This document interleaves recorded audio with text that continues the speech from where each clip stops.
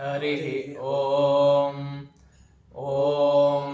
य इमा विश्वा भुवनानि जुह्वदृशिर्होता निशसादा पितानः स आशिषा द्रविणमिच्छमानः परमच्चदो वर आविवेश विश्वकर्मा मनसा यद्विहाय धाता विधाता परमोत सन्दृक् तेषामिष्टानि समिषा मदन्ति यत्र सप्तर्षीन् पर एकमाहुः यो नः पिता च निता यो विधाता यो नः सतो अभ्यासज्जजाना यो देवानां नामधा एक एव तगुं सम्प्रश्नं भुवनायन्त्यन्या त आयजन्त द्रविणगुं समस्मा ऋषयः पूर्वे चरितारो न भूना असूर्ता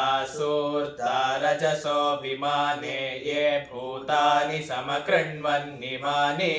न तं विधात य इदं च चान्याद्युष्माकमन्तरं भवाति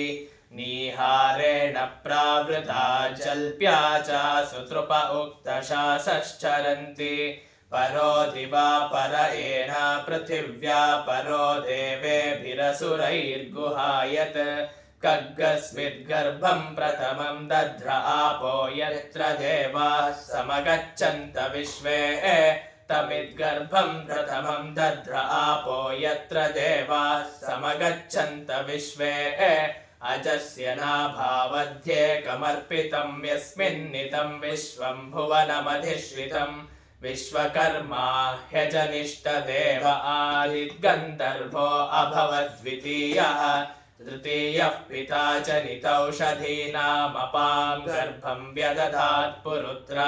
चक्षुषः पिता मनसा हि धीरो घृतमेने अजनन्नन्नमाने यदेदन्ता अददृगुं हन्त पूर्व आदित्या वा पृथिवी अप्रथेताम् विश्वतश्चक्षुरुत विश्वतो मुखो विश्वतो हस्त उत विश्वतस्पात् संबाहुभ्यां नमति सम्पतत्रैर्द्या वा पृथिवी च नयन् देव एकः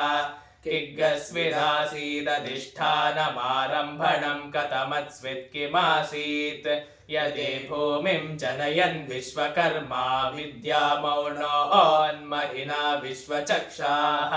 किग्गस्विद्वनङ्कौसवृक्ष आसीद्यतोऽद्या वा पृथिवी निष्टचक्षुः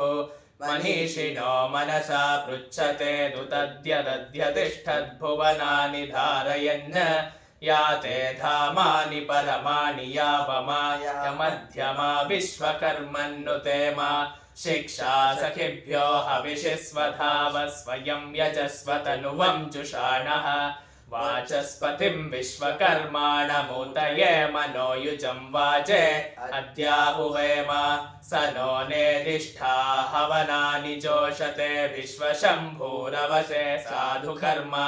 विश्वकर्मण हविषा वावृधा न स्वयं यजस्वतनुवं जुषाणः मुह्यन्त्वन्ये अभितः सपत्ना इहास्माकं मघवा सूरिरस्तु विश्वकर्मण हविषा वर्धनेन त्रातारमिन्द्रमकृणोरवध्यं तस्मै विशः समनमन्त पूर्वीरयमुग्रो विहव्यो यथा सत् समुद्राय वयुनाय सिन्धूनां पतये नमः